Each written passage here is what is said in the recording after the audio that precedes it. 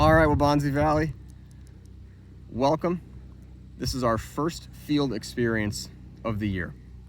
We have done some version of this field experience every year for the last 20 years in AP Environmental Science, and this is the first year, obviously, that we are going to be doing it remotely together.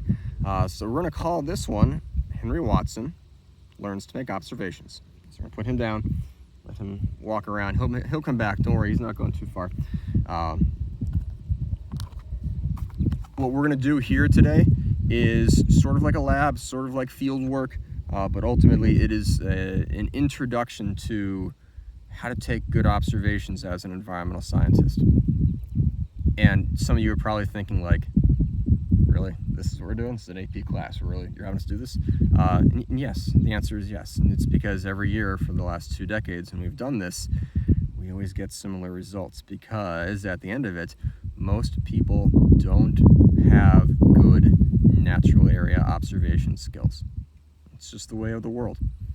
So what I need you guys to do is 2 things. First off, we need some supplies. You need something to write on, and you need something to write with. It could be whatever, as long as it's legible to you. And then I need you guys to think of a place that you can go out in the natural world. Now this could be Springbrook Forest Preserve. This could be the Vita Trail around Lake Wabanzi. This could be some place that you visit. If some of you guys are, I don't know, staying out of stayed at your grandparents' house or something like that. What it shouldn't be would be like a front lawn. You know, nothing like that. But you will need to find a place to go. Do it safely. Do it responsibly. Do it with all the coronavirus best practices, social distancing, wear a mask. Obviously, communicate this to your parents and guardians ahead of time. But you have to take a small trip somewhere. It might not be far. For a lot of you guys, it probably won't be very far at all. We usually do this on the 4th day of school, sometimes on the 3rd day of school, just depending. But we've never done it later than the 4th day of school. And we do it so early because this experience kind of shapes the rest of the outdoor field work that we will be doing here in AP Environmental Science. So, get that writing utensil, get something to write on, and head out to wherever that particular site is going to be. And once you're there, I need you guys to find the quietest place at that site that you can manage to get yourself to. Try to get yourself away from as much human-generated noise as possible. It's impossible to get away from all of it, I understand that.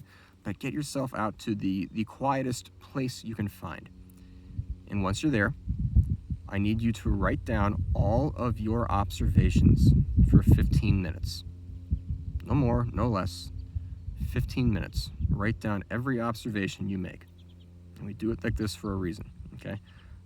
So what I'm actually going to do now is I am going to do exactly that. Now, I'm not going to sit there and record myself for 15 minutes sitting here staring at the camera.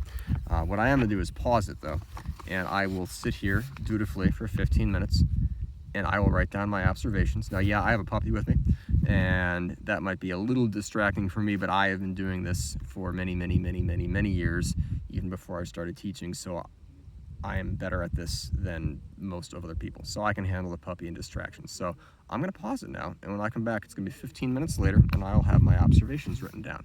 And hopefully you guys will too. All right. It's been about 15 minutes, I estimated.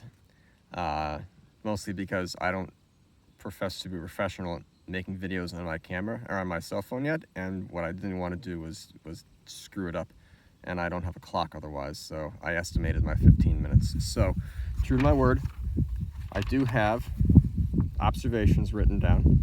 Okay. Now my list is almost certainly different than your list. It is almost certainly not the same for 2 reasons. I'm out at Jay Woods Forest Preserve, way out in northwest Kendall County again, and I have a very different background than all of you do, and it's not better or worse, it's simply different, and so my observations will be a little bit different than what you guys have written down, but that's fine. It's not a big deal. The point is not to win. The point is to write down our observations and examine them. So I'm going to read mine. Okay. I have partly cloudy sky. I have a west breeze. I have mimic flies, which are flies that look like bees, landing on me, and I can feel them walking around. I hear crickets in the prairie, lots and lots and lots of crickets. It is the predominant sound that I hear. I hear bumblebees buzzing around too. Again, too many to count. There's no way to count them all. It's just this dull buzz that I hear 360 degrees around me, because I am literally surrounded again by prairie, right? All the way around me, which is a really cool thing. But it means that there's bees all around me too, which is cool. I like bees. Bees are fun. All right, moving on. I hear cottonwoods, and I hear them because they make a very distinctive sound. It's a very heavy flap that the leaf makes. Nope, there's a spider on me. There he goes. I hear the propeller of an airplane overhead. I see a monarch butterfly flying past. I hear a goldfinch flying past me because I know the bird call, and then I see it after I hear it. So I heard it and then I saw it. I can hear the red-winged blackbirds in the distance call out to mark their territory. I saw the shadow of a butterfly fluttering past after that.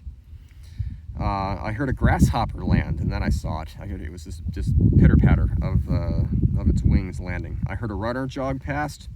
I can smell the prairie. It's got a very distinctive smell, which most people probably don't consciously are aware of it, but it has a smell. I can see lots of flower colors. I can see multiple shades of yellow, multiple shades of pink and purple from the coneflowers, multiple shades of white from the culver's root and the rattlesnake master, and all these plants that you guys have never heard of, but I know, so I wrote them down. I see the flowers, the grasses waving back and forth. I can hear the breeze in my ear when I stood up to look around.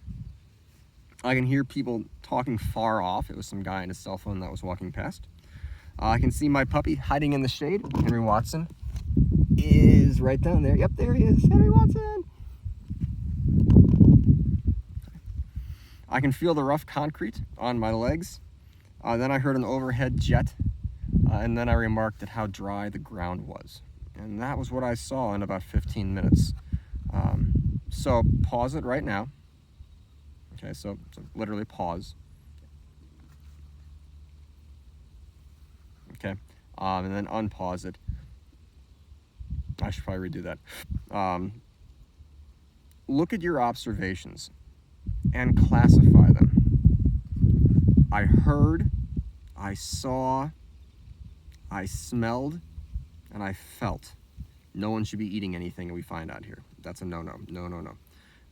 I heard, I saw, I smelled, and I felt.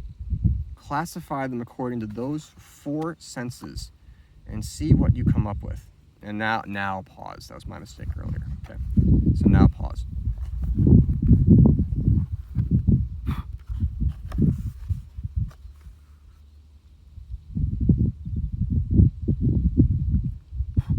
All right, hopefully you have categorized your stuff.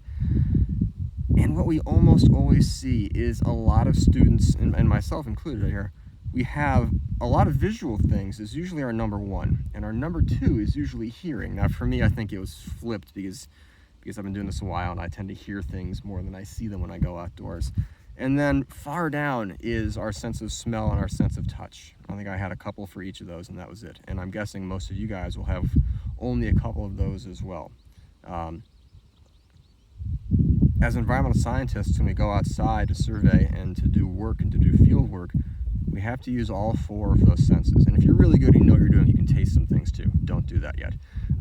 But if you can bring up that sense of hearing, that sense of touch, and that sense of smell to the same level that you bring up to that sense of vision, because we are a visually evolved species, then all of the outdoor field work we do will be that much more enriching to you. And you will notice and you will learn more, because you will be observing an ecosystem not with 1 sense, but with all 4 of those senses.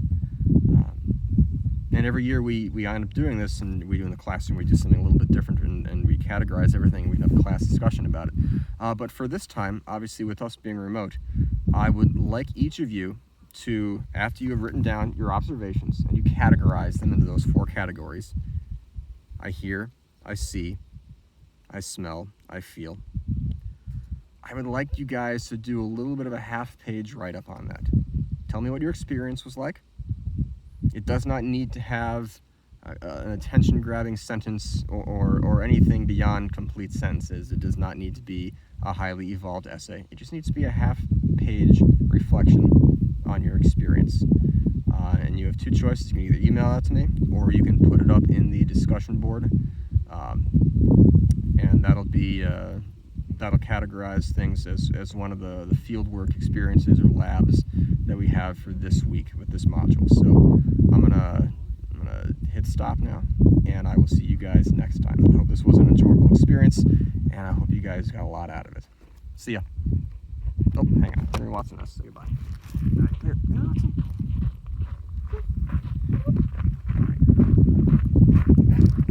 All right, as promised. There's Henry Watson with his little bow tie again. His little green and white bow tie. Could not find green and gold. Maybe next time. So Henry Watson, we are gonna head home now. I hope you guys have a great day, and I will see you next time. Bye.